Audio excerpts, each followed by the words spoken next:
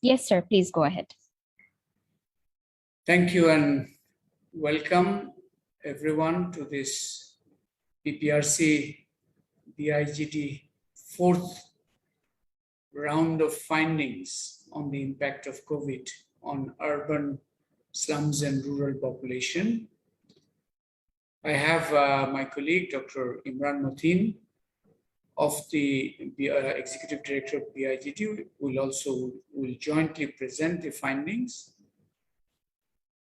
As you are aware, the COVID is both as an ongoing event as a health crisis, but the impact of crisis is also an ongoing economic crisis. The purpose of today's finding is particularly to examine the impact of the second lockdown, which happened in April 2021, just after our third round finding presentation. So we carried out the presentation in August, September, and our purpose today is to share with you the findings on the issues of livelihood, scoping, and recovery. If you may recall that on 18th of last month, we shared with you the findings on the educational life of children. This is the other big part of our findings from the fourth round survey. So let's start with the presentation. Let's go to the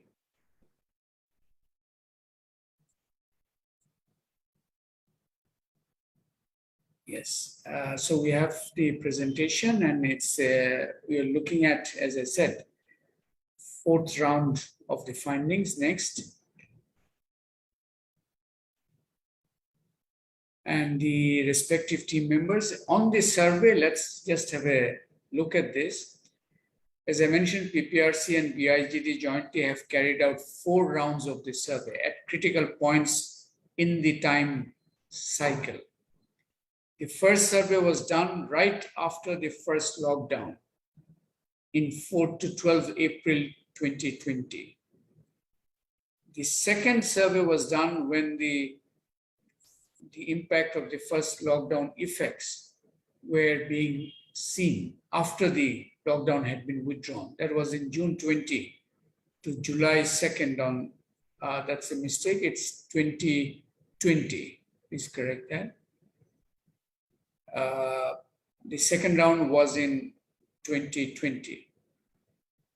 The third round was essentially in March this year, when we were looking at the recovery effects. By then, the economic recovery had been underway.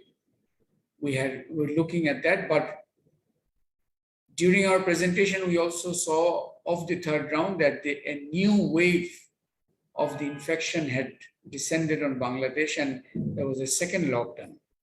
So our fourth round was to examine the after effects of the second lockdown.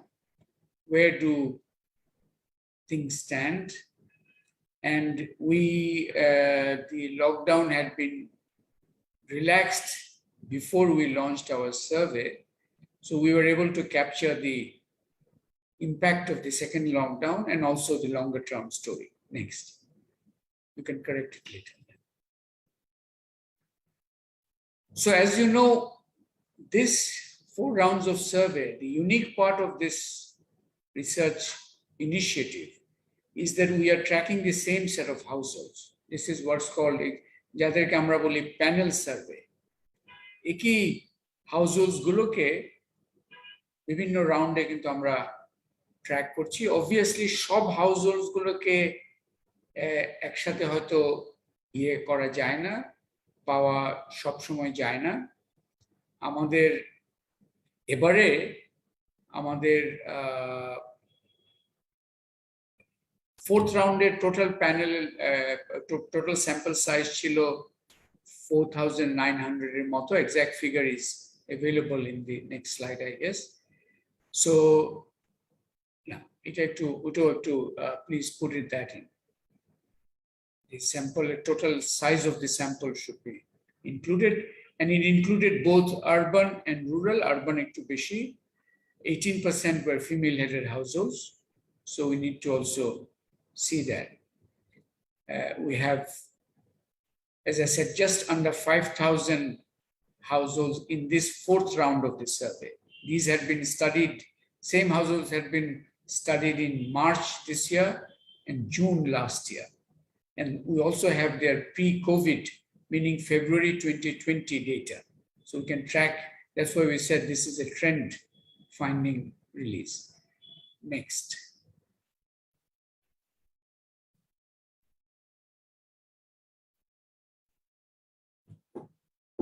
Next. Okay, is from the side of the,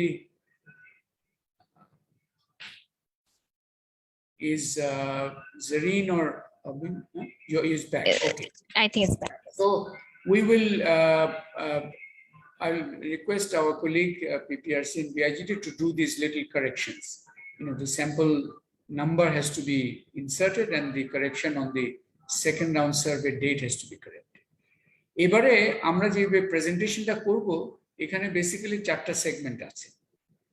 একটা হচ্ছে যে আমরা প্রথমটা দেখতে চাচ্ছি যে second lockdown হলো তার ইম্প্যাক্টটা কি হলো, সেটা আলাদা প্রথমে ওটাই দেখতে চাচ্ছি। ওটাকে আমরা বলছি ডিসরাপ্টেড রিকভারি, কারণ গত বছরের জুন থেকে মার্চ 21 পর্যন্ত এক ধরনের রিকভারি প্রসেস চলছিল, বাট সেকেন্ড লকডাউনের ফলে রিকভারি হ্যাজ বিন ডিসরাপ্টেড।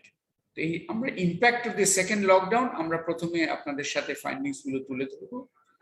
এরপরে আমরা যেহেতু 4টা রাউন্ড করা হয়ে গেছে, আমরা একটু লঙ্গার স্টোরিটা বলবো।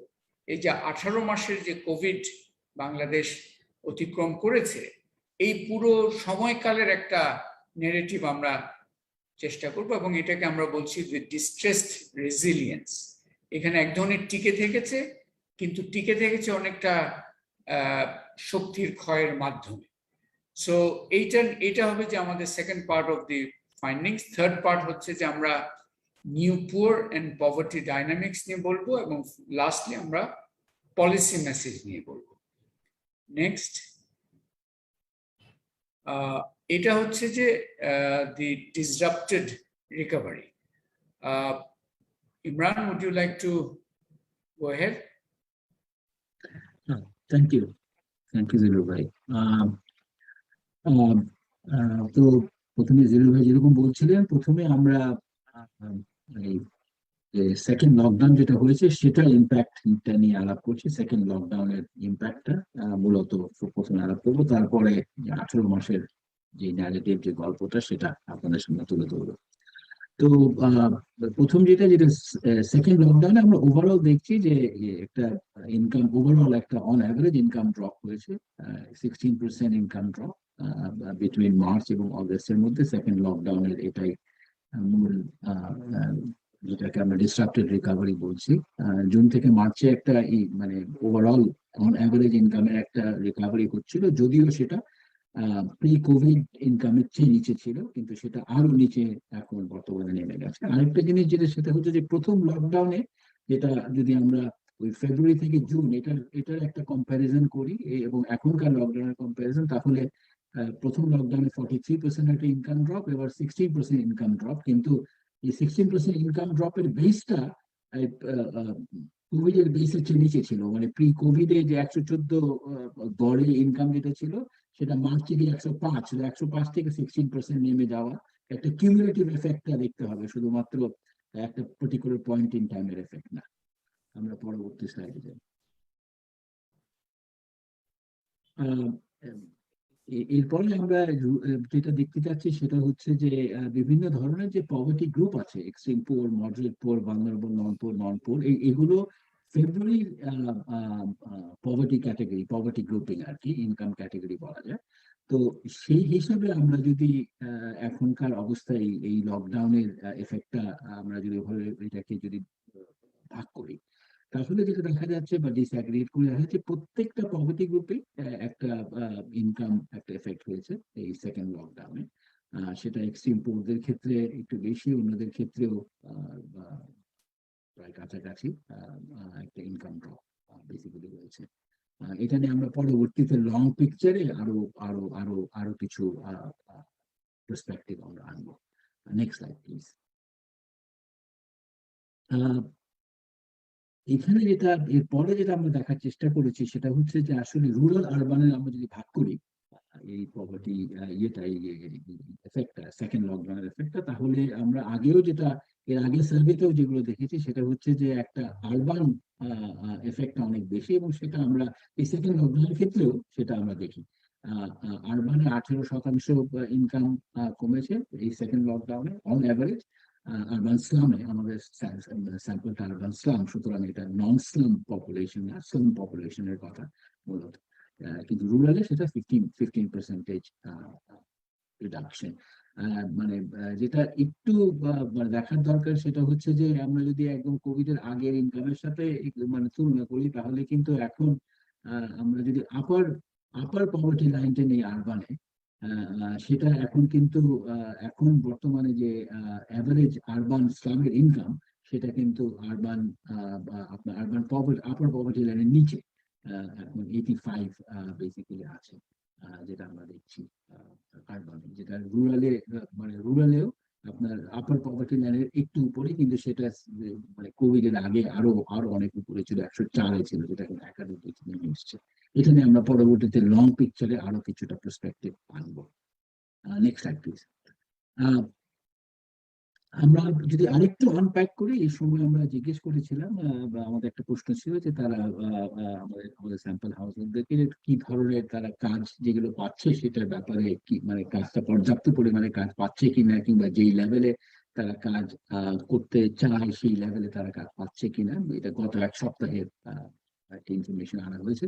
সেখানে আমরা দেখেছি দেখছি প্রায় 70%, 69% বলেছে যে did not have enough or expected level of work last উইকে। তো এখানে একটা আমরা একটা মানে কাজ পাওয়ার ক্ষেত্রে একটা একটা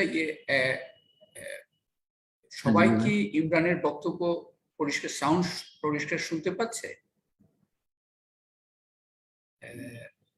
অলরাইট, একজন মনে হয় ইয়ে করেছিল। আচ্ছা, শোনা যাচ্ছে না? কয়েকজন বলছে যে এখন কি একটু better? audio No, quality audio is very like distant and muffled. আচ্ছা, ইমরান, তুমি কি আর একটু চেষ্টা করবে তোমার কাছে নিয়ে আসতে? বা আমি দেখছি এখন কি এনি বেটার? আচ্ছা ইমরান, তুমি একটু চেক করো। আই উইল কন্টিনিউ, এই পার্টটা আমি কন্টিনিউ করি। You come back on the long story. ঠিক আছে, ওকে। সো যেটা দেখলেন যে আমরা income shock impact of the second lockdown, সেটা তো একটু আগে বললাম। There was also an employment shock. 69% said that they did not have enough expected level of work last week. এবং rate of dissatisfaction was higher with those who had lower income levels, worse occupations, and lower education. So the impact of the second lockdown was also on employment, income and employment. Next. Sorry, Zilur bhai, am I back and audible now? অন্যরা আমি শুনতে পাচ্ছি পরিষ্কার, but অন্যরা yes okay yes okay তাহলে Imran please continue দেন। জি thank you Zilur bhai, apologies। আচ্ছা, তো আমাদের আরেকটা ওই একই প্রশ্ন আমরা আনপ্যাক করার চেষ্টা করছি। এই সেকেন্ড লকডাউনে যে অ্যাভারেজ ইনকামের যে একটা ড্রপ দেখছি, এটা আসলে লেবার মার্কেটের ডাইনামিক্সটার সাথে এটা সম্পর্কটা। তো এর আগে যেটা আমরা মানে বললাম যে আসলে পর্যাপ্ত পরিমাণে কাজ পাওয়ার ক্ষেত্রে আমরা একটা ইম্প্যাক্ট দেখেছি। এইখানে যখন জিজ্ঞেস করা হয়েছে যে মানে কি কারণে পর্যাপ্ত পরিমাণে কাজ পায়নি মানুষজন, কিংবা এক্সপেক্টেড লেভেল অফ কাজ পায়নি, এটা মূলত লকডাউন একটা, তো অবশ্যই লকডাউনের পর এবং লকডাউনের মধ্যেই মানে লকডাউনের একটা এফেক্ট থাকবে, কিন্তু কাজ পাওয়া যাচ্ছে না এটা কিন্তু মোর লঙ্গার টার্ম একটা আমার মনে হয় ফেনোমেনা, যে নো ওয়ার্ক ফাউন্ড, এটা একটা বড় ধরনের একটা কারণ হিসাবে এসছে। এবং এটা অ্যাগ্রিগেট ডিমান্ড স্ট্রাকচারের অবস্থাটা কি হচ্ছে আমার মনে হয় সেটা কিছুটা এখানে আমরা ইঙ্গিত পাচ্ছি। ইলনেসও এসছে, ইলনেসটাও একটা মানে রিলেটিভলি ইম্পর্ট্যান্ট একটা রেসপন্স হিসাবে এসছে। পরবর্তীতে প্লিজ। আমরা ফুড সিকিউরিটির ব্যাপারে প্রশ্ন ছিল, এবং সেখানে আমরা যেটা দেখছি যে এই সেকেন্ড লকডাউনে ফুড সিকিউরিটির উপরে একটা অভিঘাত আমরা দেখছি, যেটা কিছুটা ফুড সিকিউরিটিতে কিছুটা ইমপ্রুভমেন্ট হচ্ছিল জুন থেকে মার্চে, সেটা বিশেষ করে আরবান স্লাম পপুলেশন এবং চিটাগং হিল ট্র্যাক্স পপুলেশন একটা বড় ধরনের আমরা জাম্প দেখছি ফুড ইনসিকিউরিটি লেভেলে।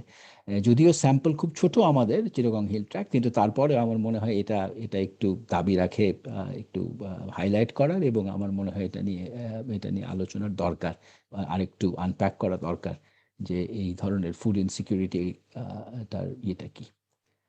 Next slide please. আমরা অবশ্যই যেহেতু লকডাউনের ইম্প্যাক্টের দিকে দেখছি, সুতরাং কি ধরনের তারা রিলিফ সাপোর্ট পেয়েছে এই সময়ের ভেতরে, সেকেন্ড লকডাউন সময়, সেটা একটা ইম্পর্টেন্ট একটা এরিয়া। এবং এটা আমরা ফার্স্ট লকডাউনের সাথে যদি কম্পেয়ার করি, যেটা আমরা দেখছি যে ওভারঅল এবং রুরাল আরবান দু জায়গাতেই আমরা যেটা দেখছি, এক হচ্ছে যে মানে পার্সেন্টেজের দিক থেকে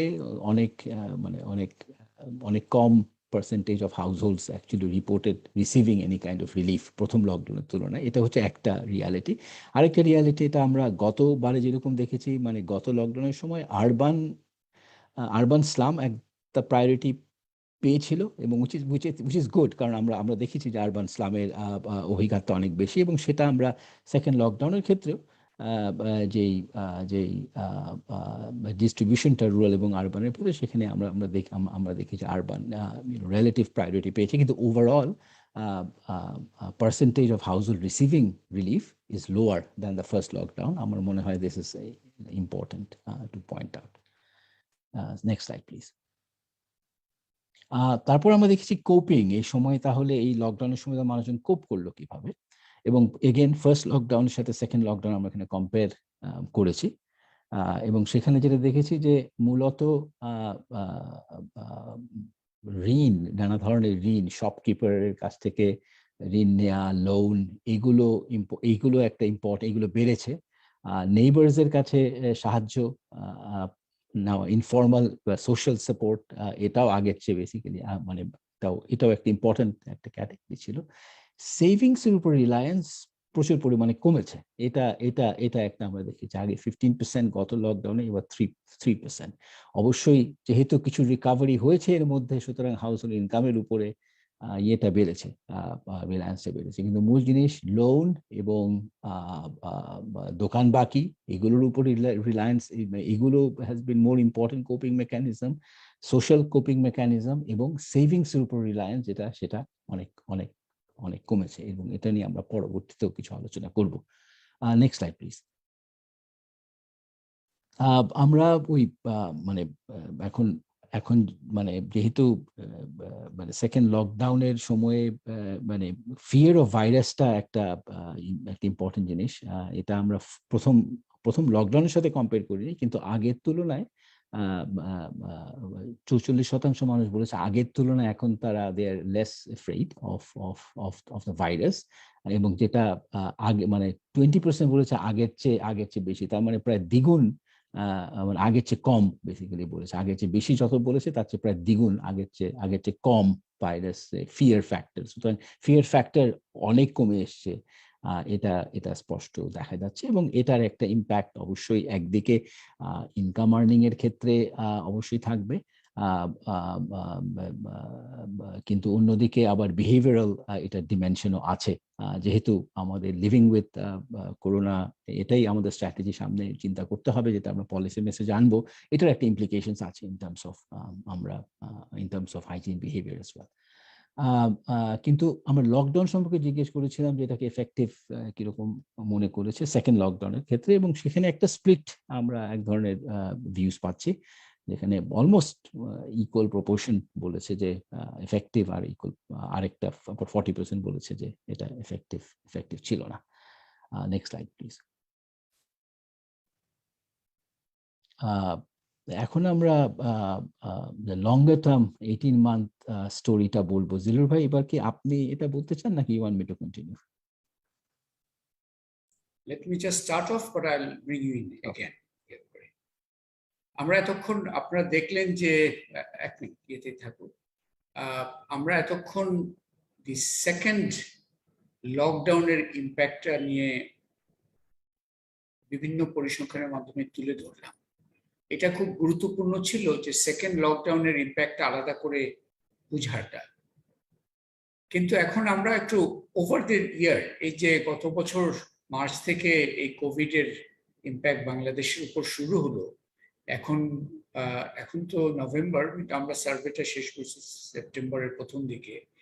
18 মাসের এই যে কোভিড সময়কাল পার করলো বাংলাদেশ, এখানে পার্টিকুলারলি এখানে যারা একটু তুলনামূলকভাবে লেস ওয়েল অফ, ওই হাউস হোল্ডগুলো, ওই পরিবারগুলো কিভাবে ম্যানেজ করেছে, এবং এই পুরো 18 মাসের গল্পটা আমরা এই দুইটা শব্দের মাধ্যমে তুলে ধরতে চাচ্ছি। একদিকে হচ্ছে রেজিলিয়েন্স, বাংলাদেশ তো করতে চায়, টিকে থাকার চেষ্টা, কিন্তু এই রেজিলিয়েন্সের গল্পের মধ্যে এখন আমরা কিছু ডিস্ট্রেস ফিগারও দেখতে পাচ্ছি। Next, and Imran, please continue from here again. Okay, thank you. তো তো আমরা এই 18 মাসের ডিস্ট্রেস রেসিলিয়েন্সের গল্পটাকে কয়েকটা ডাইনামিক্সের ভেতর দিয়ে বোঝার চেষ্টা করব। প্রথমে আমরা ইনকাম ডাইনামিক্সটা একটু দেখি ওভারঅল। আচ্ছা, নেক্সট স্লাইড প্লিজ। তো ইনকাম ডাইনামিক্স, যেটা আমরা যে একদম overall on average rural urban slam মিলে যে গল্পটা পাচ্ছি, সেটা হচ্ছে যে ইনকাম শক সেটা আসলে ট্রানজিটরি না। 18 মাস পরেও আমরা দেখছি যে পার ক্যাপিটা ইনকাম লেভেল 23% নিচে, 114 ছিল অন অ্যাভারেজ, এখন 88, যেটা আসলে রুরাল আপার পভার্টি লাইনের সমান, যেটা অন অ্যাভারেজ। হ্যাঁ, যেটা আসলে আগে আপার পভার্টি লাইন থেকে অনেক অনেক বেশ কিছু উপরে ছিল। সুতরাং এটা হচ্ছে যে আমাদের একদম মোটা দাগে 23% lower than pre COVID level income level আমরা পাচ্ছি অন অ্যাভারেজ পুরা স্যাম্পলে। Next slide please. আমরা আবার যদি ওই বিভিন্ন ইনকাম গ্রুপ পভার্টি গ্রুপে ভাগ করি আমাদের স্যাম্পলকে, এবং প্রি কোভিডের ডিস্ট্রিবিউশন এবং বর্তমানে ডিস্ট্রিবিউশনটা যদি দেখি, তাহলে যেটা দেখছি সেটা হচ্ছে, আপনারা দেখছেন খুবই মানে গ্রাফে খুব ক্লিয়ারলি দেখা যাচ্ছে। আপনারা যদি বাম দিকের সংখ্যাগুলো দেখেন, বাম দিকের যে পার্থক্য বিভিন্ন ইনকাম গ্রুপের ভিতরে, সেটা অগাস্ট 21-এ গিয়ে এটা কিন্তু কম্প্রেসড হয়ে গেছে। কিন্তু এই যে এক ধরনের মানে ইনইকুয়ালিটি কিছুটা মানে আগের তুলনায় এখন আয়গুলা কাছাকাছি চলে এসছে, এটা কিন্তু একটা রং কনভার্জেন্স। এটা একটা ইকোনমির ওভারঅল কন্ট্রাকশনের কারণে এবং মানুষজনের ডিস্ট্রেস রেজিলিয়েন্সের এটা কিন্তু একটা বড় চিত্র। এবং এই ধরনের convergence is not the right type of convergence. সুতরাং এটা এটা এটা মানে প্রথম জিনিস। এবং এটার মূল কারণ হচ্ছে যে ভালনারেবল নন পুয়ার এবং নন পুয়ার, এদের কিন্তু একটা বড় ধরনের ইনকামে ধস নেমেছে প্রথম লকডাউনে। রিকাভারিটাও অত ভালো হয়নি, এবং সেকেন্ড লকডাউনেও সেই ইম্প্যাক্টটা কন্টিনিউ করেছে, যার কারণে ভালনারেবল নন পুয়ারের ক্ষেত্রে, যেটাকে নিউ পুয়ারে আমরা বেসিক্যালি পরে আলোচনায় আসব, এই ক্যাটাগরির উপরে যে প্রথম যে অভিজ্ঞতা হয়েছে, এবং তারপরে রিকাভারি ডাইনামিক্স এবং বর্তমানে যে স্ট্রেস রেজিলিয়েন্স, এই গ্রুপটা আমাদের আলটিমেটলি মানে সোশ্যাল প্রোটেকশন চিন্তার ক্ষেত্রে, রিকাভারির ক্ষেত্রে, রেজিলিয়েন্সের ক্ষেত্রে এই গ্রুপটার ভালনারেবিলিটিটা সবচেয়ে বেশি গুরুত্বপূর্ণ। Next slide please. আরেকটা আমরা যেটা দেখেছি, আরেকটা রং টাইপ অফ মানে ট্রেন্ড আমরা যেটা দেখছি, যেটা ওয়ারিং, সেটা হচ্ছে যে আরবান স্লাম এবং রুরালের ভেতরে মানে নর্মালি যেটা হয় যে আরবান স্লামে অন্তত ইনকামের দিক থেকে অ্যাভারেজ ইনকামটা রুরালের চেয়ে বেশি থাকে। এটাই স্বাভাবিক চিত্র। সাধারণ ডেভেলপিং ইকোনমিক্সে, ডেভেলপিং কনটেক্সটে এটাই ট্রানজিশন, এইটাই কিন্তু একটা চিত্র। সেটা কিন্তু আমরা এখন দেখি অগাস্টে এসে এটা কিন্তু একটা রিভার্সাল হয়েছে। রুরাল আরবান স্লামের ওয়েজ মানে ওয়েজ না overall income level, average income level urban slam কিন্তু এখন রুরাল অ্যাভারেজের চেয়ে নিচে চলে এসছে। এবং এটা একই রকম ভাবে আপনি যদি 18 মাসের গল্পটা প্রথম থেকে একটু দেখেন, তাহলে এটা কিন্তু প্রথম অভিঘাত যেটা ফেব্রুয়ারি থেকে জুনে অভিঘাতটা আরবান স্লামে অনেক বেশি, এবং তারপরে রিকাভারিটাও আরবান স্লামে কম। জুন থেকে মার্চের আপনার যদি দুই লাইনের ভিতরে পার্থক্য দেখেন, এবং সেখানে কিন্তু একটা ক্রিস ক্রস হচ্ছে আমাদের দুইটা ট্রেন্ডের ভিতরে, এবং সেটা কিন্তু সেকেন্ড লকডাউনে গিয়ে আমরা সেটার কন্টিনিউশন দেখতে পাচ্ছি। এইটাও is a wrong type of a trend যেটা আমরা দেখছি is of concern. Next slide please. আমরা এতক্ষণ ইনকাম ডায়নামিক্সে দেখলাম, এখন ইনকাম ডায়নামিক্সটা অবশ্যই is determined by other dynamics and results in certain other dynamics. So let's look at the labor market dynamics, which is actually one of the most important dynamics in terms of income dynamics. এবার labor marketটা দেখি আমরা। তো এখানে labour মার্কেটে প্রথমে মানে কাজ কোনো ধরনের ইনকাম আর্নিং এর সাথে না থাকা, কোনো ধরনের ইনকাম জেনারেটিং অ্যাক্টিভিটির সাথে না থাকা, সেটা আমরা দেখছি যে সেটার অবস্থাটা কি, এবং সেটা আমরা দেখছি ওভার পিরিয়ড অফ টাইম বাড়ছে।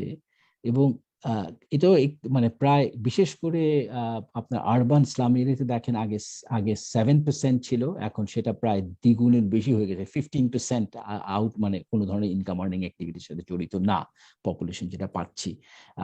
আরেকটা ইন্টারেস্টিং যেটা আগের রিভার্সালের সাথে আরবান রুরালের রিভার্সালের সাথে এখানে এটার একটা কানেকশন আছে এবং থাকবেই, সেটা হচ্ছে আপনারা দেখবেন যে রুরাল এবং আরবানের ভিতরে কোনো ধরনের ইনকামের সাথে না থাকা ফেব্রুয়ারিতে কিন্তু আরবানে কম ছিল, রুরালে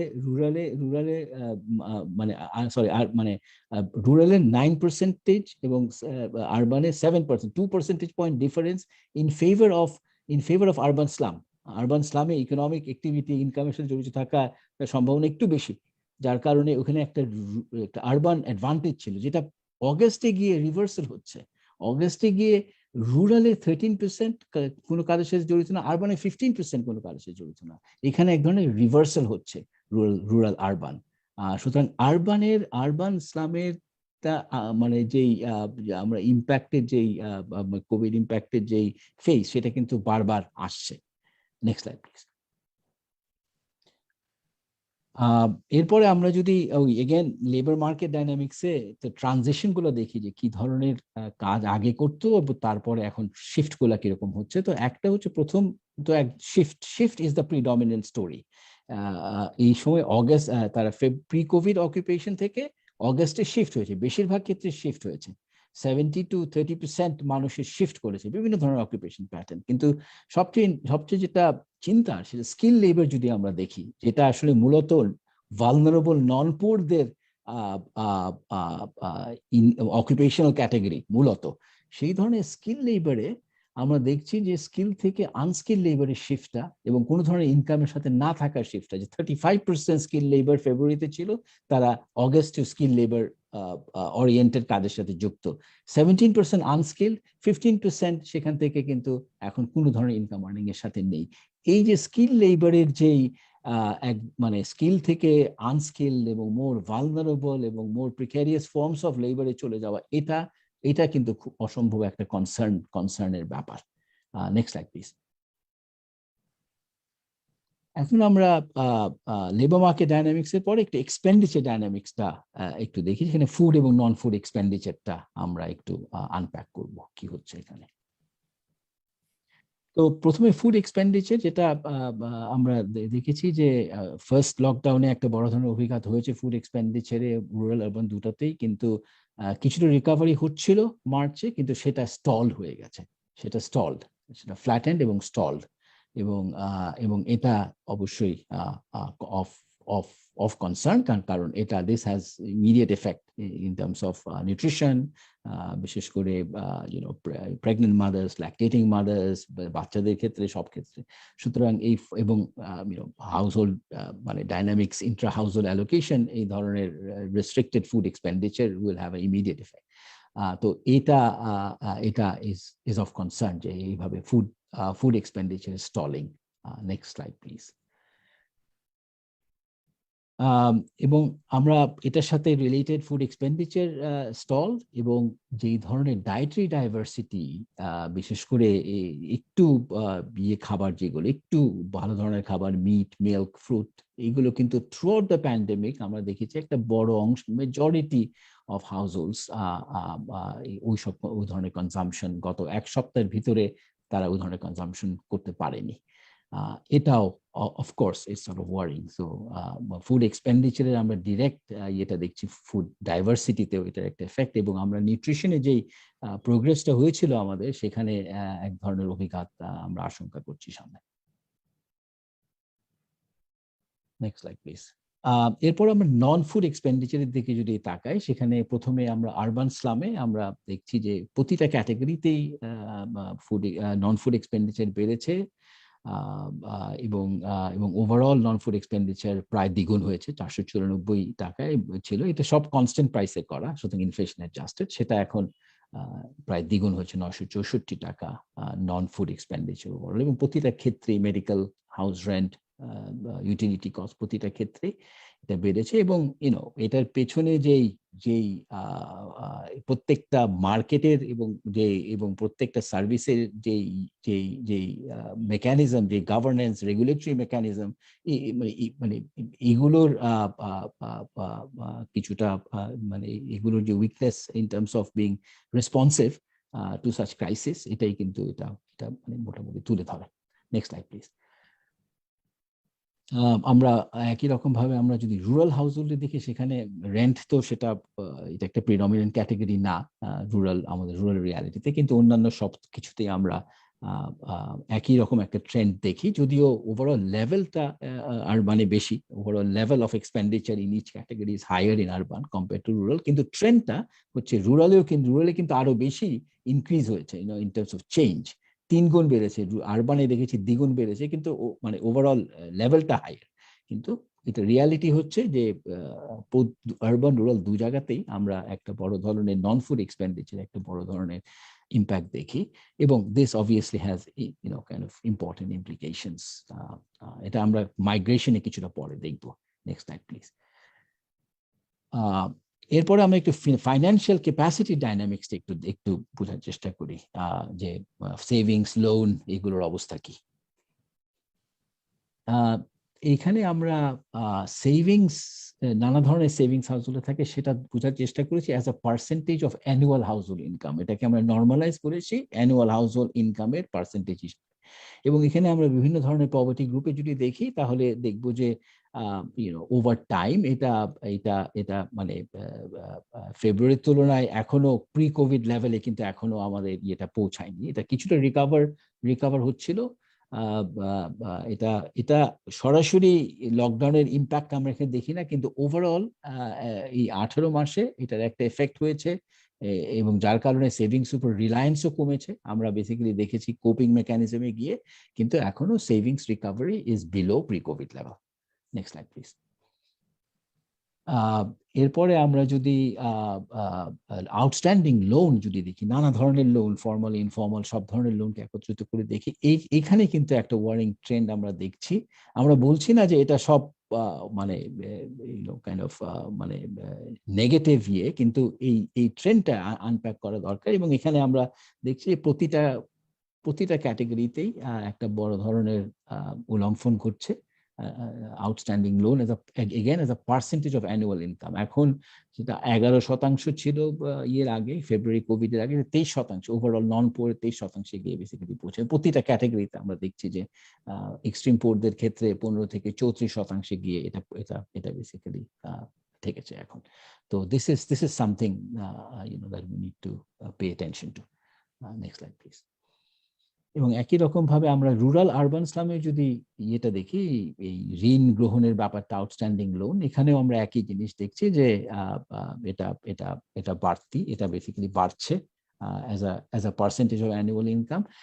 যেটা ইম্পর্টেন্ট একটু নোট করার এখানে পয়েন্ট, সেটা হচ্ছে যে এই মার্চ থেকে অগাস্টের ভিতরেও এই সময় যে লকডাউন, এই সময়ও আমরা লোনের উপরে, যেটা আমরা আগেও দেখেছি যে লোনের উপর রিলায়েন্সটা যে বেড়েছে, এটা কিন্তু এখান থেকে খুব স্পষ্ট।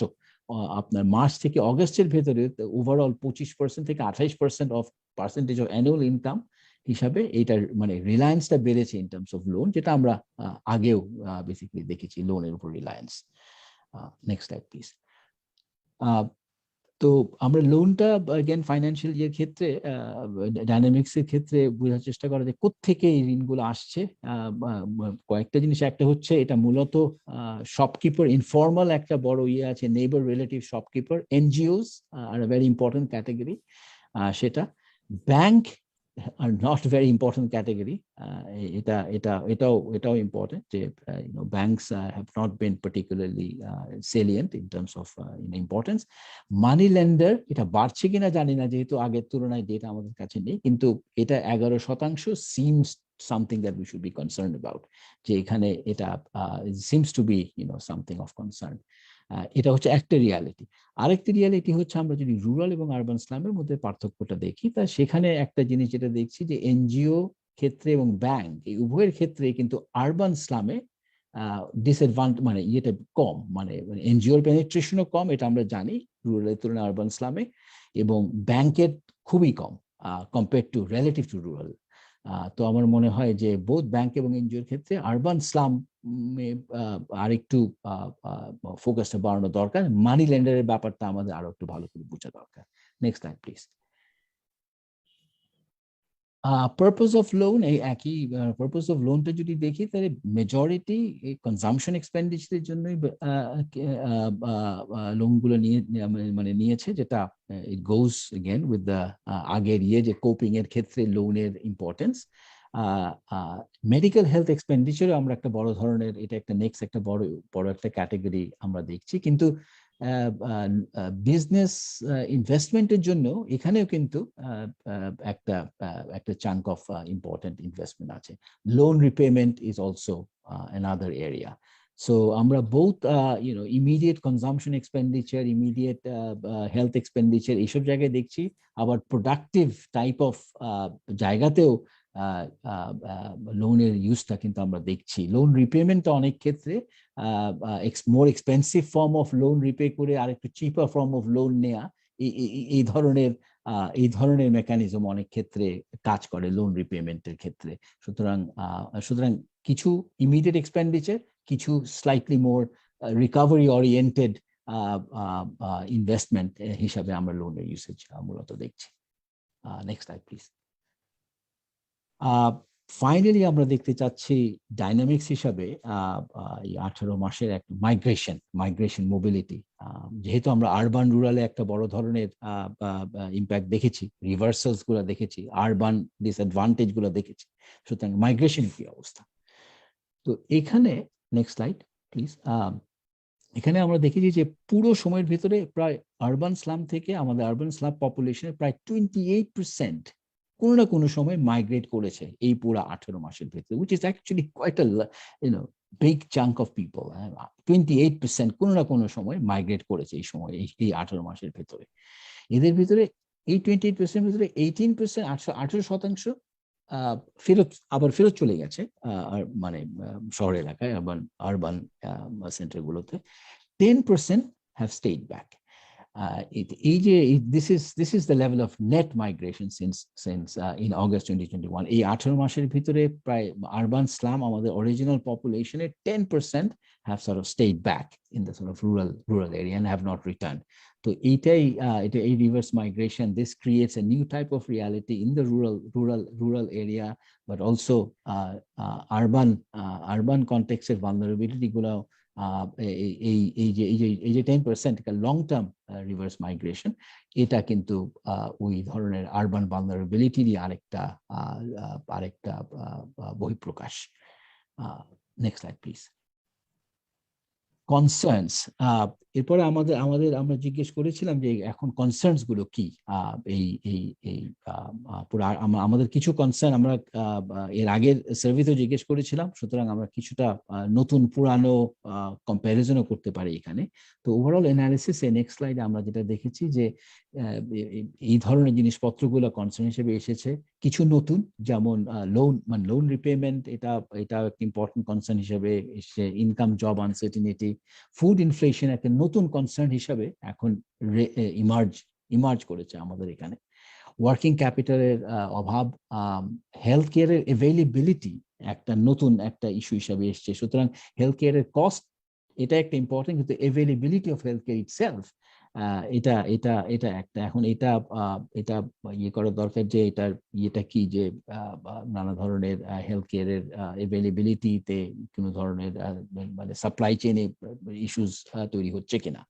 ভ্যাকসিনেশন, যেটা অবশ্যই এখনকার একটা নতুন রিয়ালিটিতে একটা emerging issue.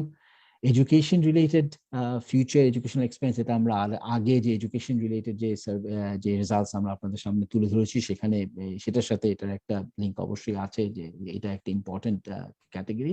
Marriage of children, এখন যেহেতু একটা সময়ও গিয়েছে, the marriage of children sort of obviously this is becoming also another important emerging kind of concern. So these are the type of concerns we have basically found out, people have reported. Zilur bhai.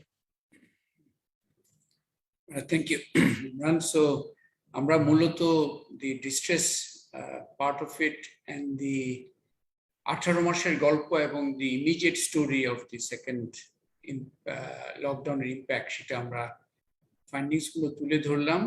বিভিন্ন ডাইমেনশনে findings গুলো এসছে এবং এখান থেকে আমরা দারিদ্র প্রবণতা কোন দিকে মুভ করছে, এবং আমরা গতবার নিউ পুয়ার বলে একটা, এবং সেকেন্ড রাউন্ড থেকে আমরা নিউ পুয়ার মানে যারা আগে দরিদ্র ছিল না কিন্তু এখন দরিদ্রের কাতারে চলে গেছে, সেই বিষয়টা তুলে এনেছি। এখন আমরা সেটার উপর ব্রিফ কিছু তথ্য দিচ্ছি। Next, Imran, why don't you continue? I will come in at the ঠিক আছে, ওকে। তো নিউপুর এবং আমরা ওভারঅল যেটা দেখছি আসলে আমাদের স্যাম্পলের ভিতরে রুরাল স্যাম্পলের আমরা দেখছি যে 10% পয়েন্ট ইনক্রিজ হয়েছে পভার্টির, 10% পভার্টি বেড়েছে আমাদের রুরাল স্যাম্পলে। আরবান স্লাম স্যাম্পলে 22% পয়েন্ট পভার্টি ইনক্রিজ হয়েছে। তা আরবান স্লাম স্যাম্পলে আমাদের দ্বিগুণ, রুরাল স্যাম্পলের তুলনায় দ্বিগুণ আরবান স্লাম স্যাম্পলে আমাদের পভার্টি ইনক্রিজটা আমরা আমাদের স্যাম্পলে দেখতে পাচ্ছি। Next slide please. তো এটাকে আমরা যদি ওই যে নিউ পুয়ারের ন্যাশনাল এস্টিমেশন আমরা যেটা আগে সার্ভেগুলো থেকে করে এসছে, সেটা হচ্ছে যারা ভালনারেবল নন পুয়ার, যারা পভার্টি লাইনের উপরে ছিল, কোভিডের আগে পভার্টি লাইনের উপরে ছিল কিন্তু ন্যাশনাল মিডিয়াম ইনকামের নিচে, এই পপুলেশন ভালনারেবল নন পুয়ার, এই পপুলেশনটা যারা মানে তাদের ডাইনামিক্স, তাদেরকে আমরা নিউ পুয়ার বলছি, তাদের ভিতরে যারা এই কোভিডের সময়ে পভার্টি লাইনের নিচে চলে এসছে, এবং সেটার উপরে ভিত্তি করে আমরা একটা ন্যাশনাল এস্টিমেশন করেছি। আমাদের বর্তমান এস্টিমেশন অনুযায়ী 19.5% অফ দ্য মানে নিউ পুয়ার এখন মূলত নতুন করে দরিদ্র হয়েছে। মানে টোটাল পপুলেশনের 19.5%, যেটা জুনে প্রথম অভিজ্ঞতা 21% নতুন করে দরিদ্র হয়েছিল টোটাল পপুলেশনের, যেটা মার্চে রিকভারির কারণে 14.75-এ নেমে এসেছিল, সেটা এখন সেকেন্ড লকডাউনে গিয়ে আবার 19.5-এ চলে এসছে। Next slide please. আমরা চেষ্টা করেছি যে একটা বড় ধরনের আসে যে আসলে মানে প্রশ্ন আসে যে এই যে পভার্টি যেটা নতুন করে দরিদ্র হচ্ছে মানুষজন, এটা আসলে কি ট্রানজিটরি নাকি এটা লং টার্ম এক ধরনের দীর্ঘমেয়াদী পভার্টি ট্রেন্ড কিনা। তো সেটা যেহেতু আমাদের এখন 18 মাসের ডেটা আছে, সেটার উপর ভিত্তি করে আমরা এটার কিছু অ্যানালিসিস করতে পারি। এখানে আমরা কেবলমাত্র যারা কোভিডের আগে ভালনারেবল নন পুয়ার ছিল, অর্থাৎ যারা দারিদ্র সীমার উপরে ছিল কিন্তু মিডিয়ান ইনকামের নিচে, ওই গ্রুপটার আমরা এখানে অ্যানালিসিস করেছি আমাদের স্যাম্পলে, এবং সেখানে আমরা দেখেছি যে টোটাল যদি আপনারা দেখেন সেখানে 35% ভালনারেবল নন পুয়ার, যারা কোভিডের আগে নন পুয়ার ছিল কিন্তু মিডিয়ান ইনকামের নিচে ছিল, তাদের 35% তারা এখনো অগাস্টেও এসে তাদেরকে আমরা এখনো দারিদ্র সীমার নিচে দেখি। তার মানে তারা এই পুরো সময়ে আমরা এই 4টা সার্ভে যেহেতু করেছি, এই পুরো সময়ের ভিতরে তারা কিন্তু পভার্টি লাইনের নিচে ছিল। কোভিডের আগে উপরে ছিল, তারপরে সার্ভেগুলোতে তারা পভার্টি লাইনের নিচে হিসাবে তাদেরকে ওই সব হাউসহোল্ডকে দেখেছি আমরা 35%। 56% আমরা দেখেছি যে তারা কোনো না কোনো সময় পভার্টি, হয়তো কোনো একটা টাইম পিরিয়ডে পভার্টি লাইনের উপরে ছিল, তারপরে আবার they move back into under the poverty line. এটাকে আমরা বলছি চার্নিং অর অকেশনালি পুয়ার। আর 8% এরা কোভিডের আগেও ভালনারেবল নন পুয়ার ছিল, এবং কোভিডের এই সময় কোনো সময়ই তারা পভার্টি লাইনের নিচে তাদের আয় মানে আসেনি। সুতরাং একটা বড় অংশ কিন্তু চার্নিং, এটা ইম্পর্টেন্ট, একটা বড় অংশ চার্নিং, এবং এই চার্নিং এর যে ভালনারেবিলিটি এটা কিন্তু অত্যন্ত গুরুত্বপূর্ণ। মানে বোঝা যে মানে পভার্টি লাইনের উপরে যাচ্ছে নিচে যাচ্ছে এত একটা কম সময়ের ভিতরে এই ধরনের ইনস এন্ড আউটস এবং এই ধরনের চার্নিং, এটা কিন্তু আনসার্টেনিটি কে রিফ্লেক্ট করে, এবং এটা একটা deep vulnerability. 35%, which is not an insignificant amount, কিন্তু এরা কিন্তু পুরো সময় ধরেই দে আর আন্ডার দ্য পভার্টি লাইন, এই পুরো আমাদের সার্ভে সময় জুড়ে। সুতরাং এটা কিন্তু লং টার্ম পভার্টি। সুতরাং আমরা এক ধরনের long term emerging poverty trap একদিকে দেখছি, অন্যদিকে নতুন এক ধরনের চার্নিং ভালনারেবিলিটি দেখছি। এই দুটোই কিন্তু বেশ কনসার্নিং এবং ড্যামেজিং, এবং এটা আমরা দেখছি যে আরবান স্লামে অনেক বেশি কম্পেয়ার টু রুরাল। রুরালেও আছে, রুরালের চার্নিংটা বেশি, ক্রনিকটা কিছুটা কম, কিন্তু আরবানে চার্নিং এবং ক্রনিক এই দুটোই কিন্তু ইজ ভেরি হাই, এবং this is something that has got very urgent policy অ্যাকশনের দরকার, এখানে পলিসি টেনশনের দরকার। Next slide please. সুতরাং এখন জিলুর ভাইকে রিকোয়েস্ট করছে। Zillur, thank you Imran, thank you for sharing আমাদের সার্বিক যে বিভিন্ন পর্যায়ের যে তথ্যগুলো ছিল, আপনারা মোটামুটি একটা চিত্র পেয়েছেন। আপনাদের প্রেজেন্টেশনের পরে আপনাদের কাছে both the press release and the presentation itself will be shared. আমি এখানে অবশ্য before I come to a concluding policy message, I also want to acknowledge the generous support এই ধরনের রিসার্চ করার জন্য to our two resource support দিয়েছেন। একটি হচ্ছে ওয়ার্ল্ড ফুড প্রোগ্রাম, আর একটি হচ্ছে FCDO বা UK8। তাদেরকে আমরা অ্যাকনলেজ করছি এবং ধন্যবাদ জানাচ্ছি। এখন লেট মি জাস্ট, এই যে এতক্ষণ আমরা বিভিন্ন খুবই এনরিচড অনেকগুলো তথ্য পেলাম, এখান থেকে আসলে ইমরান অলরেডি হিন্ট করেছে মেনি পলিসি ইমপ্লিকেশনস এখানে কিন্তু আছে। সেগুলো কি এটা সামারাইজ করার চেষ্টা করছি। Next slide please. প্রথমে আমি যেটা করব যে 5টা হাইলাইটের মাধ্যমে মানে ফাইন্ডিংস গুলোর একটা সামারি করি। প্রথমে 5টা হাইলাইট আপনাদের সামনে তুলে ধরে, এখানে অলরেডি ইমরানের বক্তব্যে এগুলো চলে আসছে, আমি এখন একটু সামারাইজ করছি। প্রথমটা হচ্ছে যে আমরা তো ধরে নিচ্ছিলাম যে গত বছর কোভিড হয়েছিল, তারপরে রিকভারি দ্রুত হবে না কম হবে এই ধরনের এটার মধ্যে আলোচনা ছিল। কিন্তু সেকেন্ড লকডাউনের পরে আমরা যেটা বুঝতে পারছি আসলে ডিসরাপ্টেড রিকভারি, মানে এই যে রিকভারি প্রক্রিয়ার মধ্যে disruptions due to a new waves, এইটা কিন্তু is a very important finding আমাদের পুরুলিয়া থেকে আসলো। তার মানে হচ্ছে যে রিকভারি প্রক্রিয়া শুধু ফ্রেজাইল এন্ড স্লো এটা একমাত্র বিষয় নয়, যে এই যে এবং বিশ্বের অন্যান্য দেশের অভিজ্ঞতা যদি দেখি আমরা তো বুঝতে পারছি যে আরেকটা ওয়েভ আসবে কিনা সেটা আমরা জানি না, কারণ এখন শুধু আমাদের উপর নির্ভর করছে না। আমরা বিভিন্ন দেশে দেখছি এক এক সময় নিউজিল্যান্ড, ভিয়েতনাম এগুলো খুব সাকসেসফুল মনে হয়েছিল রাউন্ড 1-এ, পরে ওদের মধ্যে আবার সমস্যা দেখা দিয়েছে। সো এই যে রিকভারি ডিসরাপশনটা is a very important concern. এবং আমাদের এখানেও আমরা এটাও দেখতে পাচ্ছি যে আসলে 18 মাসের মাথায় গিয়ে আমরা প্রি কোভিড লেভেলে যেতে পারিনি। ইনফ্যাক্ট নতুন ডিসরাপশনের কারণে nearly quarter below the pre COVID level আমাদের per capita income, average income, 23%. এটা কিন্তু খুব ইম্পর্টেন্ট। অ্যান্ড আরেকটা এটাও ইমরানের আগের প্রেজেন্টেশনে ছিল, এটাও আমি একটু হাইলাইট করতে চাই, এই যে ডিসরাপশনের ফিচার্স গুলো। একটা তো এই যে ইনকাম হলো অনেক এক কোয়ার্টার নিচে রয়ে গেছে। ইন্টারেস্টিংলি যে ইভেন হাউসহোল্ড এই ফুড ইনসিকিউরিটিটাও, এই যে ইভেন এই লকডাউনের সময়টা যদি দেখি, মার্চ 21 থেকে August 21-এ percentage of households who were skipping a meal the previous day, এটা 2% থেকে 7% জাম্প করেছে, which is quite significant.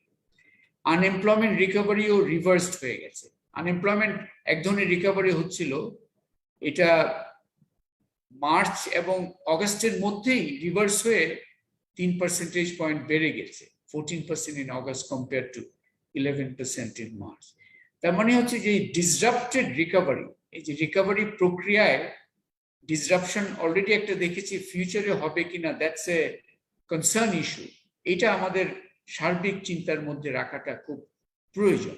এই ডিসরাপশন গুলো শুধু রিকভারিটা এনশিওর করা নয়, হাউ টু প্রিভেন্ট ডিসরাপশনস, এটাও কিন্তু একটা অন্যতম পলিসি চিন্তার মধ্যে আসা দরকার।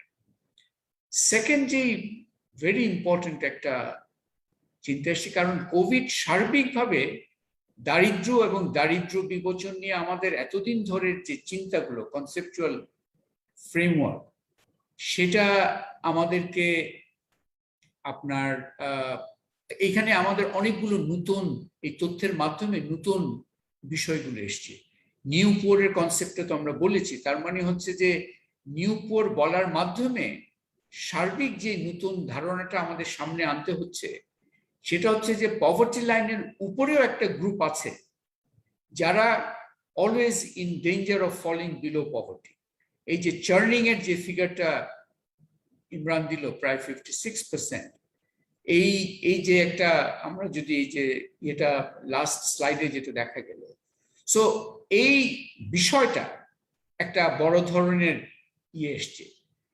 তারপরে আরেকটা ধারণা ছিল অনেকের না হলেও বেশ কয়েকজনের মধ্যে, পার্টিকুলার পলিসি মেকারসদের মধ্যে একটা ধারণা ছিল যে ঠিক আছে, এইগুলো তো হয়, নিউ পুয়ার ইনকাম শক হয়েছে, but it's just a matter of time, এটা রিকভারির মাধ্যমেই এটা হয়ে যাবে।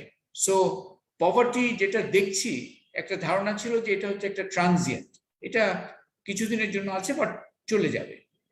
কিন্তু এখন প্রশ্ন এসছে, বিশেষ করে লাস্ট স্লাইডে যেটা দেখলেন, যে ভালনারেবল নন পুয়ার, যারা পভার্টি লাইনের উপরে ছিল প্রি কোভিড পিরিয়ডে, এই 4টা রাউন্ড অফ সার্ভের মাধ্যমেও আমরা দেখলাম যে তাদের 35%, 18 মাসের মাথায়, তারা এই throughout this 18 months they were actually below poverty line.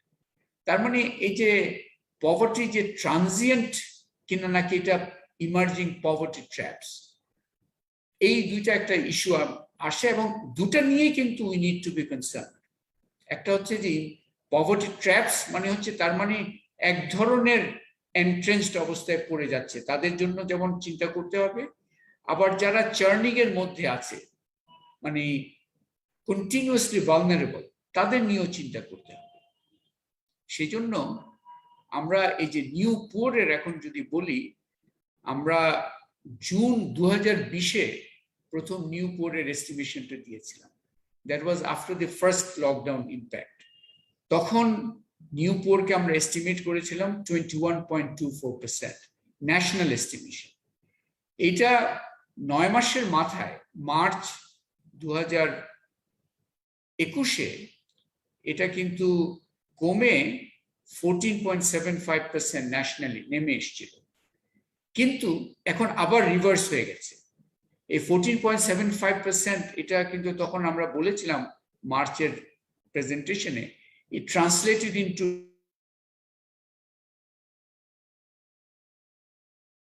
August 21, it is reversed again, and the percentage of the new poor in March 2021, আবার এটা দেওয়াই আছে এখানে 14.75%, এখন এটা বেড়ে 19.54% হয়ে গেছে। তার মানে বিটুইন আমরা যে মার্চে যে হিসাব দিয়েছিলাম, এখন অগাস্ট হিসাবে এখন নিউ পুয়ারের ম্যাগনিটিউড ন্যাশনালি যে দাঁড়িয়ে গেছে 32.4 মিলিয়ন।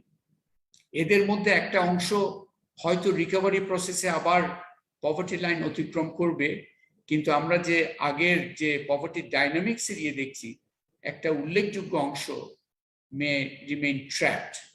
সো এই যে অগাস্ট 21-এ নিউ পুয়ারের সংখ্যা অ্যাকচুয়ালি আমরা দেখতে পাচ্ছি 32.4 million, which is a very significant number, এবং these are the ones এটা আমাদেরকে পলিসি মেকার লেভেলে ঠিক করতে হবে। নেক্সট,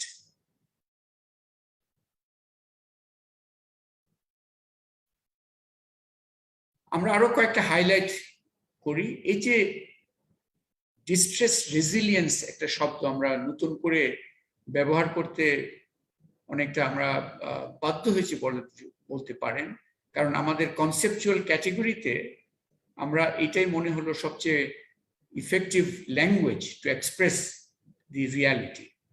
আমরা জানি যে রেজিলিয়েন্স বাংলাদেশের জনগণের এই অ্যাডভার্সিটি মানে কঠিন অবস্থা মোকাবেলার অন্যতম একটা ডিফাইনিং ক্যারেক্টারিস্টিক। বিশ্বে আমাদেরকে এই রেজিলিয়েন্ট নেশন, রেজিলিয়েন্ট পিপল, আমাদের রেজিলিয়েন্স নিয়ে অনেক আলোচনা হয় এবং আমরাও এটাকে সেলিব্রেট করে এসছি এবং করে যাব।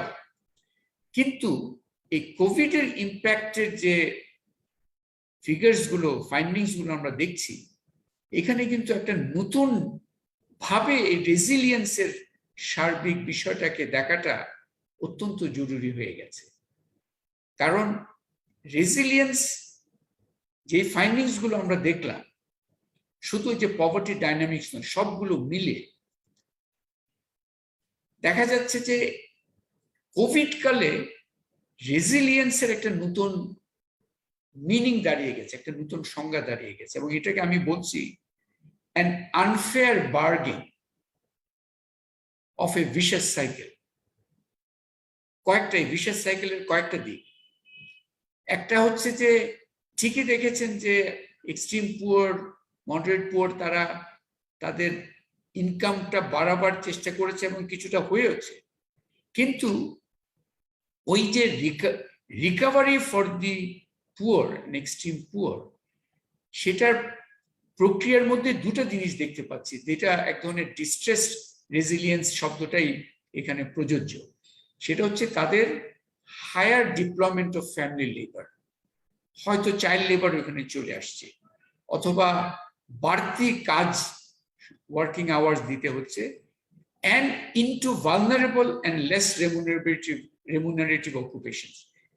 ডক্টর ইমরান মতিন যখন দেখাচ্ছিলেন এই যে অকুপেশনাল শিফট, আপনারা দেখেছেন যে স্কিল লেবার থেকে কিভাবে লেস স্কিল লেবারে গেল, বা অন্যান্য পেশা থেকেও তুলনামূলকভাবে আরেকটু less remunerative and more vulnerable occupations, এগুলোতে ঢুকে অধিক শ্রম দিয়ে ইনকাম যে ইরোশন হয়েছে সেটাকে মোকাবেলার চেষ্টা হচ্ছে। এটা হচ্ছে একটা দিক, এই যে আনফেয়ার বার্গেনের। দ্বিতীয় দিকটা হচ্ছে এই অবস্থার মধ্যেও কিন্তু এক্সপেন্ডিচার বার্ডেন্স গুলো বাড়ছে। আপনারা দেখেছেন যে প্রায় ফুড অ্যান্ড নন ফুড দুটাতেই আমরা দেখেছি যে এক্সপেন্ডিচার বার্ডেন্স অন দি আমাদের স্যাম্পল, যেটা urban slums and rural population, তাদের উপর এই এক্সপেন্ডিচার বোঝাটা কিন্তু বেড়ে গেছে, এবং ছোটখাটো বাড়া নয়, অনেক ক্ষেত্রে দ্বিগুণ পর্যায়ে চলে গেছে।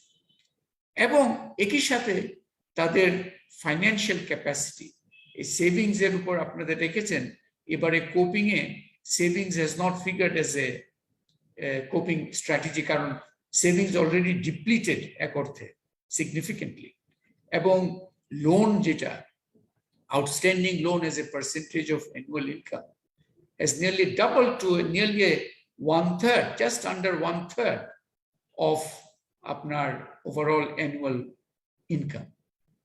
And the third part of this vicious cycle হচ্ছে এই এত কিছুর মধ্যে কিছু সাপোর্ট আছে, কিন্তু সোশ্যাল প্রোটেকশন সাপোর্ট অনেকটা টোকেন পর্যায়ে, এবং সেকেন্ড লকডাউনে আমরা দেখলাম ছিল, কিন্তু ওটাও অর্ধেক হয়ে গেছে কম্পেয়ার টু ফার্স্ট লকডাউন।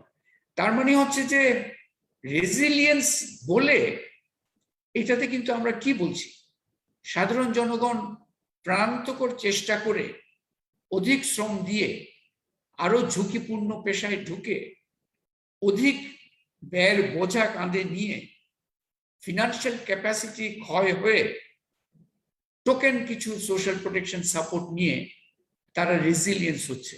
এই রেজিলিয়েন্স তো আসলে it's a distress resilience and it needs to be recognise as such, এবং সেইভাবে এটাকে অ্যাড্রেস করাটা দরকার। আমরা দেখেছি যে আপনি ফিগারস এখানে আমরা দেখছি যে জুন 2020 টু মার্চ 21 এর মধ্যে আমরা দেখলাম যে average number of earners per family এটাও রাইজ করেছে ফ্রম 1.25 টু 1.46।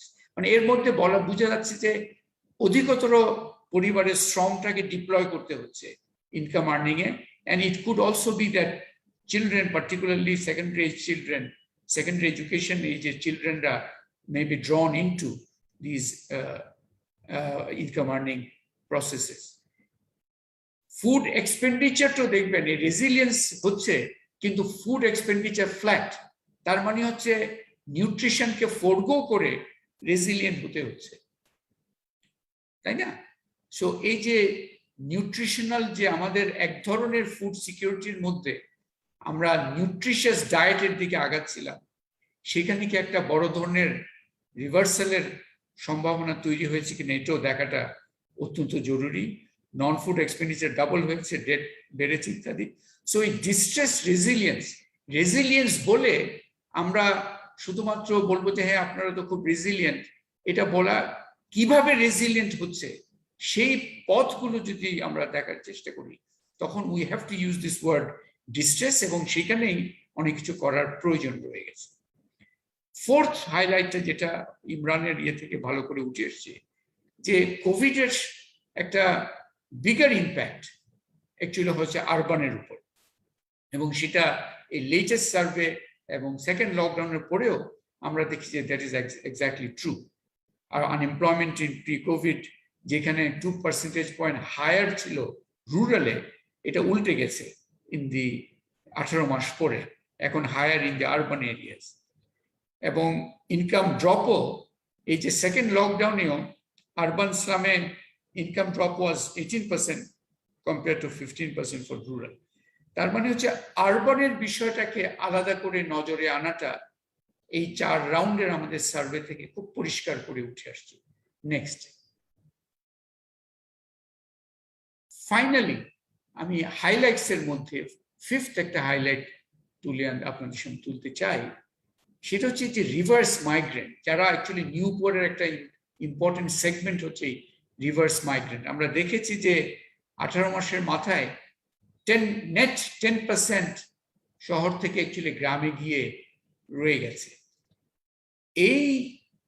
এই যে গ্রামে চলে গেল যে নিউ পুয়ার, যারা রিভার্স মাইগ্রেন্ট হিসেবে ইন দি রুরাল কনটেক্সট, এক অর্থে দে রিপ্রেজেন্ট এ নিউ সোসিওলজি। কারণ এরা ঠিক ওই যে দারিদ্র বিমোচ, এরা কিন্তু অ্যাবভ দি পভার্টি লাইন ছিল, এরা ভিন্ন প্রসপ্যারিটির ধারণা নিয়ে তাদের কর্মকাণ্ড ইত্যাদি চালাচ্ছিল। এদের বিষয়ে এই যে প্রচলিত যে পভার্টি এলিভেশন প্রোগ্রামগুলো আছে সরকারের, এনজিওর, এই গ্রুপকে কতটুকু ট্যাকেল করতে পারবে, ইভেন এরাও কতটুকু এই যে তাদের মোটিভেশন, তাদের অ্যাসপিরেশনের ধারণাগুলো কি, এরা হয়তো খাদ্য সহায়তা চাচ্ছে না, এরা হয়তো ওয়ার্কিং ক্যাপিটাল সহায়তার দিকেই বেশি নজর দিতে চাচ্ছে। তো এই বিষয়গুলো এইখানে একটা বড় ধরনের নলেজ গ্যাপ আছে, যেটা আমরা প্রথমে এটা তুলে ধরছি, আমরাও আশা করি এটার উপর নজর আনবো যে there is a new sociology problem of this reverse migrant in the rural area, যারা অধিকাংশই হচ্ছে নিউ পুয়ার।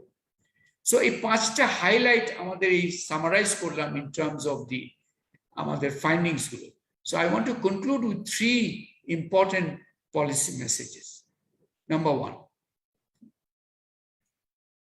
এক নম্বর হচ্ছে যে আমাদের 18 মাসের মাথায় যেটা দেখলাম যে সেকেন্ড লকডাউনটাও খুব দ্রুত এবং ওয়াইড স্প্রেড ডিসরাপশন করেছে রিকভারি প্রসেসে।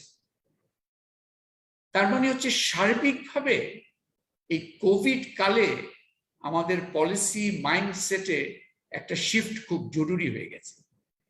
তার মানে হচ্ছে যে তিনটা বিষয়, একটা হচ্ছে পলিসির তিনটা এক অর্থে ধারা, একটা হচ্ছে health care response to infection, একটা হচ্ছে administrative response to lockdown measures to contain new outbreaks, আর আরেকটা হচ্ছে economic policy response to support recovery. এই তিনটাকে আমরা সোফার এই তিনটা আলাদা আলাদা পলিসি ওয়ার্ল্ড হিসেবে চলেছে, কিন্তু এখন বোঝা যাচ্ছে এই these three are the essential pillars of a holistic COVID management policy. এগুলোকে যদি আমরা আলাদা আলাদা করে করতে থাকি তাহলে কিন্তু আমাদের এই ডিসরাপ্টেড রিকভারির এবং ইনকমপ্লিট রিকভারির প্রবলেমের মধ্যে আমাদের পড়ে থাকতে হবে। এটা সত্য, বাংলাদেশ, আমরা এই 18 মাসের অভিজ্ঞতা থেকে বুঝতে পারছি Bangladesh has rightly refrained from embracing a zero COVID policy. মানে নিউজিল্যান্ড is an example, যারা জিরো কোভিড পলিসি মানে তারা টোটাল লকডাউন দিয়ে কোভিডকে ট্যাকেল করার চেষ্টা করেছিল। আমরা ওই পথে যাইনি, আমরা জিরো কোভিড পলিসি, আমরা সাময়িক লকডাউন।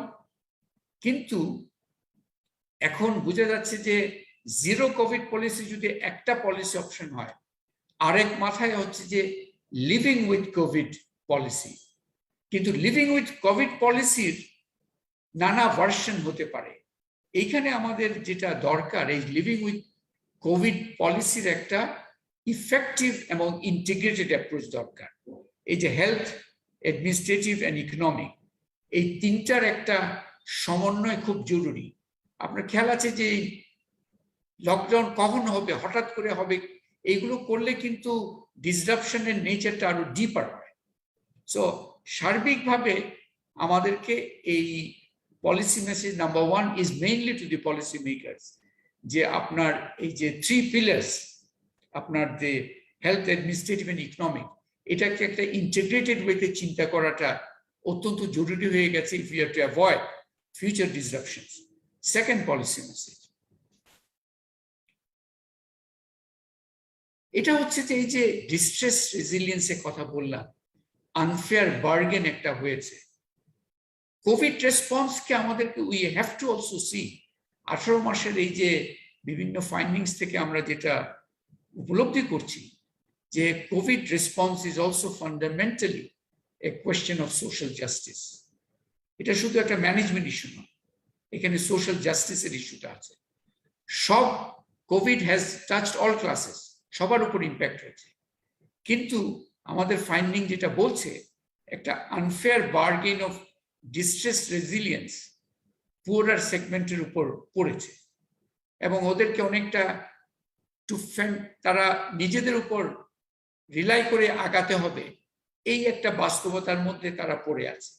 এইখানে আমি 4টা পলিসি ইম্পারেটিভস ডিমান্ড অ্যাটেনশন বলতে চাচ্ছি। একটা হচ্ছে যে একটা scaled up and fit for purpose urban social protection programme খুবই দরকার to address both old and new poor. This is number 1 যদি আমরা ওই যে ডিস্ট্রেস রেজিলিয়েন্সের ফেনোমেনাকে অ্যাড্রেস করতে চাই। সেকেন্ড হচ্ছে যে a big chunk of this new poor, vulnerable, non-poor, এরা কিন্তু ঠিক ট্রেডিশনাল ওই পভার্টি এলিভেশন সাপোর্টটা চাচ্ছে না, they want economic recovery.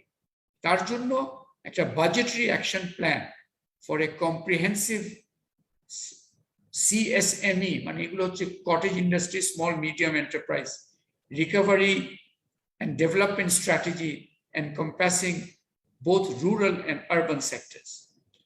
Third হচ্ছে যে থার্ড একটা ওয়েভ আসবে কিনা আমরা জানি না, আসার সম্ভাবনা বিভিন্ন দেশ থেকে দেখছি, একটু রিল্যাক্স হলে আবার নতুন ওয়েভের সম্ভাবনা চলে আসে। সুতরাং একটা প্রায়োরিটি লেসন লার্নিং রিপোর্ট দরকার through a national consultative process. এই যে দুটা লকডাউন এক্সপিরিয়েন্স হলো, এইটা থেকে আসলে লেসন্স গুলো কি, শিক্ষণীয় ব্যাপারগুলো কি for minimising recovery disruptions due to possible future infection waves. New strand, এই যে ডেল্টা ভ্যারিয়েন্ট, ডেল্টা প্লাস ভ্যারিয়েন্টের কথা শোনা যায় ইত্যাদি, we have to be prepared. এটার জন্য এই lesson learning report from the two lockdown experiences through a consultative process, এটা সবার অভিজ্ঞতাকে মাথায় নিয়ে করাটা দরকার। এবং ফোর্থ, এটাও খুবই জরুরি, একই সাথে আমাদের we must continue in strengthen the vaccination drive এবং মাস্ক এবং hand washing community awareness programme, এগুলো চালিয়ে যেতে হবে। So policy message two essentially যে ডিস্ট্রেস রেজিলিয়েন্সের মধ্যে আমরা সিম্পলি ওটাকে রেজিলিয়েন্স বলে ছেড়ে দিলে হবে না। We need to have this 4 priority policy action to make sure that this is a question of social justice is also addressed. Last and third policy message, সেটা হচ্ছে যে এই সার্বিকভাবে যে ডিস্ট্রেস রেজিলিয়েন্সের মধ্যে একটা ইস্যু এসছে, সেটা হচ্ছে যে এই যে এক্সপেন্ডিচার বার্ডেন গুলো বাড়ছে, এটার সাথে কিন্তু এই কোভিড রেসপন্সের সাথে ম্যাক্রো পলিসির একটা লিঙ্ক এখানে তৈরি হচ্ছে। কারণ আমরা একটু আনপ্যাক যখন করলাম, ইমরান যে ফিগার্স গুলো দেখিয়েছিল, 4টা টাইপ অফ কস্ট ড্রাইভার্স কে we can take out and see, এগুলোর সাথে ক্লিয়ারলি পলিসির লিঙ্ক আছে। একটা হচ্ছে হেলথ কেয়ার কস্ট, একটা হচ্ছে এডুকেশন কস্ট, একটা হচ্ছে transportation cost, and the fourth is utility cost. এই 4টা cost drivers has been, even during this COVID period, when the poor has been struggling with eroded income and eroded financial capacity, এর মধ্যেও কিন্তু এই খরচগুলো বেড়ে গেছে, এক্সপেন্ডিচার বাড়ে। সো এইখানে ইট ইজ ভেরি ইম্পর্টেন্ট, এই covid crisis we feel has created a compelling policy window, যেখানে এই 4টা কস্ট ড্রাইভার আরো হতে পারে। এই 4টাকে হাইলাইট করলাম কারণ এগুলোর impact on the particularly the poor seems to be disproportionate. সেই জন্য এই রিফর্ম মেজার্স এদেরকে, এবং it will not, the positive impact will not only be on the poor, on the middle classes too. So এই যে এই critical cost drivers গুলোকে কিভাবে কমানো যায়, কন্টেইন করা যায়, সেই রিফর্ম মেজার্স গুলো নিয়ে আলোচনাটা খুবই জরুরি। এখানে একটা বলা দরকার যে এন্ট্রেন্সড, কারণ অনেক সময় দেখা যায় যে অনেক কাগুজে রিফর্ম পরিকল্পনা আমরা দেখেছি, এখানে দেখা যায় যে এগুলো এন্ট্রেন্স মিসগভর্নেন্স রোড ব্লকস অনেক আছে ইন দি পলিসি প্রসেস, সেগুলোর ইয়ে থাকা দরকার। এটাকে আইডেন্টিফাই করে হাউ টু ওভারকাম দ্যাম, এটা দরকার, so that rationalization of such expenditure burdens is done and the impact on the well-being of the poor and middle classes will be great. মানে এটা হচ্ছে যে শুধু সোশ্যাল প্রোটেকশন দিয়ে এই পুয়ারদের যে suffering and the potential for recovery due to COVID, social protection is one angle from which to address this. The other angle is to policy reforms to reduce these expenditure burdens, যেটা equally একটা positive impact ফেলবে on the poor. So this was আমাদের মূল presentations, findings, and the policy মেসেজগুলো আপনাদের share করলাম। আমি আবারও আমাদের দুটা যে support institution, UK aid and world food programme, তাদেরকে অ্যাকনলেজ করতে চাচ্ছি for their generous support. This research we have felt, PRC and BIGD both have felt very importantly that Bangladesh and any country, any government requires real-time data to be able to do smart policy, effective policy. এই real time data দেওয়াটাই PPRC এবং বিআইজিটির এই যৌথ উদ্যোগের অন্যতম উদ্দেশ্য ছিল। I would like to Imran, তুমি একটু থ্যাঙ্কস তোমার তরফ থেকে দিয়ে দাও। আমিও জেলুর ভাইয়ের সাথে সাথে সবাই আমাদের দুই WFP এবং FCDO would like to thank them, but আমার মনে হয় এটা BIGD এবং PPRC দুটো Bangladeshi socially committed research organisation হিসেবে we have come together a particular knowledge agenda contribute করার জন্য এবং I would like to thank obviously all the team members who work on this এবং আপনাদের যারা মিডিয়া এবং প্রেসের যারা ভালো ভালো এখানে আছেন এবং অবশ্যই কারণ আমার মনে হয় যে এখানকার যে পলিসি লেসন্স এবং হাইলাইটস গুলো যেগুলো ভাই বললেন এইগুলো পলিসি করার ক্ষেত্রে ট্রাকশন অর্জন করার ক্ষেত্রে এটাকে ডিসকোর্সে পরিণত করার ক্ষেত্রে আপনাদের অনেক বড় ভূমিকা থাকবে। ধন্যবাদ। অনেক ধন্যবাদ ইমরান এবং I want to conclude by also thanking all the teams, the PPRC teams, BIGT colleagues Jara, Imran and all his colleagues, and also the respondents. I want to also thank the respondents because they gave their time to provide the information যার ভিত্তিতে এটা করেছি আমরা। So I think we are just under over an hour. That was our target. I would suggest that have we, I mean, team ke jishe kurche, have we made those 2 corrections in the presentation? Yes, sir. আমরা correction করে share করে দিচ্ছি সবার সাথে PPT. Sir, আমাদের chat box there was a comment in case either you or Imran Bhai want to take a look. It's from Miss Dinara Wahid from WFP. Is she on the আছেন? এটা একটু বেশ বড় comment. G Ms. Dinara Wahid, I have given you permission to speak in case you want to make any comments. Please kindly unmute. Thank you, Dr. Zilur Rahman and Dr. Imran Motin for the wonderful presentation and also the very useful information. I had few opinion or comments or questions to this excellent survey results that I have written in the chat. One is regarding the impact of the climatic hazards, because during the pandemic, we have observed that there were several flood and also cyclonic storm surges in the north, in the coastal zones, and also in the Cox's Bazar region. So it's my curiosity to know that could you investigate that what are the impacts of those hazards, because it's similarly at the same time it had impact on the poor and vulnerable, the most vulnerable. So it had double impact. So because yes, your presentation mentioned entirely about the COVID impact, so I think there might be some missing points here, or I'm not sure if it was considered. Yeah, sorry. Thank you. Well, this was a study on COVID impact. So the issues that you mentioned are also important, would require a separate study perhaps. So that's also important to look at. But our study was specifically on COVID impact and looking at a pre-existing sample of rural and urban.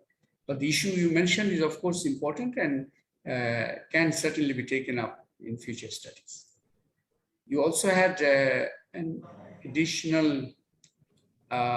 issue about food security, the indicators for food security. Yes, and as I said, we did not go in depth in all of the dimensions, but we looked at some key indicators, for example, in food security too. So as you mentioned that it does not represent the entire pandemic, but we were just trying to look at we examined the issue of food security through a couple of indicators, and one of them was presented today. But this again can be studied in depth in other dimensions through additional studies. And your third point, yes, go ahead. Yes, and especially regarding loan, it's a very general question though, because people in Bangladesh, not even poor, and if we talk particularly about the poor category or poor people in Bangladesh, even if they have income, they are very much used to live on credit, especially from the local markets, or which we say the grocery, local grocery and others. So do we consider that as also a loan? Or I'm just trying to see if Right. those, yeah. Oh, okay, if you, I would request you to look at the graphs where we brought this in terms of coping strategy to deal with the food crisis. So, as you rightly mentioned, that loan is a general activity of people of all classes. But the particular two findings we put up was the loan as a coping strategy, and whether there's a trend there that it is becoming a more a greater trend. The other one was the loan burden vis-a-vis annual income, and which we, as you saw in our findings, nearly doubled over these 18 months. So we were wanting to see the loan not as a financial process analysis per se, but it's linked to the COVID vulnerability. That's where we added those. Imran, do you want to add anything? No, I mean, nothing further. I mean, of course, I mean, the questions you raise are, are important ones, but, this was a phone survey. So that's important. We have a particular, time constraint of half an hour within which we need to ask a range of questions. So, there are obviously lots of other important, areas, that can be, kind of unpacked, in sort of subsequent work. But I think your point about, other types of shocks in addition to COVID, of course, those are there. I mean, we are kind of talking about all of those in aggregate. It's very difficult to, kind of segregate this different, kind of shock, effect of different shocks, climatic and COVID. I mean, that would require a different type of sampling strategy to have the right type of counterfactual here. That was not how this was designed. Okay, Zareen, I think that was the main comment in the chat box. Yes. So Yeah, okay. So thanks again to all the members of the press and all those who listened to this Zoom event on our findings. Thank you very much. Stay safe. Let's ensure that recovery is not disrupted, resilience is not distressed, and we can bring everyone within common prosperity. Thank you. Thank you. Thank you very much.